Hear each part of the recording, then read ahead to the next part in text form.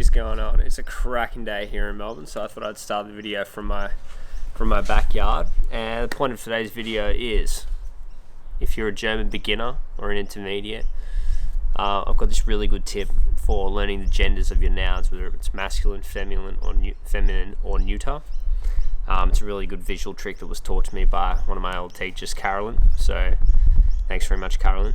But yeah, I would like to share that with you, and I'd be surprised if you didn't find it useful in any way, shape or form. So let's get started. Right, so basically I decided to take it indoors for this one because it's no longer sunny and it's no longer daytime.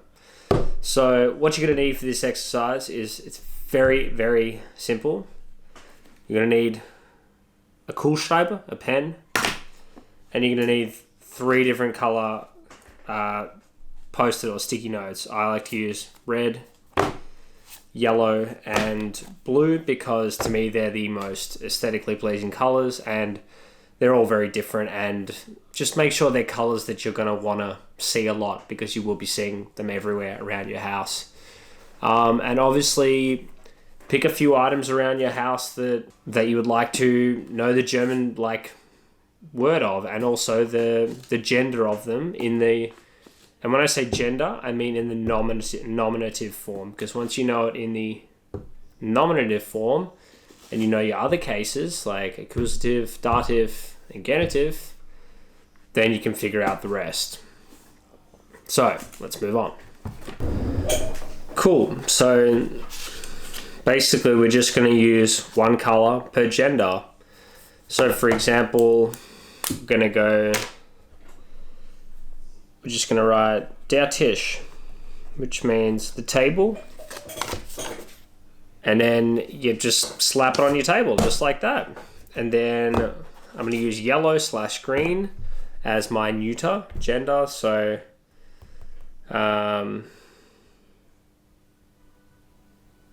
Jesus, what's a neuter noun? I had one in my head just before. Das Sofa, the couch or the sofa. Boom. 2. Whack it on, yep, you guessed it, the sofa. And then we're going to use pink or red for feminine. And all these colors, it's just because I genuinely associate that color with that gender, it just helps with brain association, which is a really legitimate way to learn languages, and really kind of passive way as well, I reckon. So we're going to go die Socke, the sock, and yeah, you whack it on your sock. So that's basically it. Happy writing, happy sticking.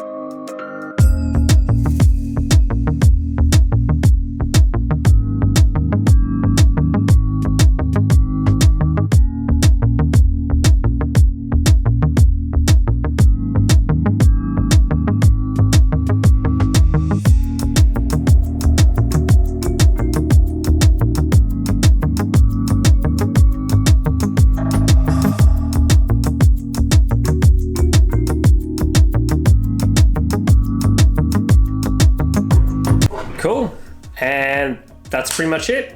So you probably didn't need a whole YouTube video for me to tell you something like that. I'm sure you're all smart enough to figure it out by yourselves. But yeah, so now you got no more excuses to not know the gender of your sock in German. Okay, bis dann.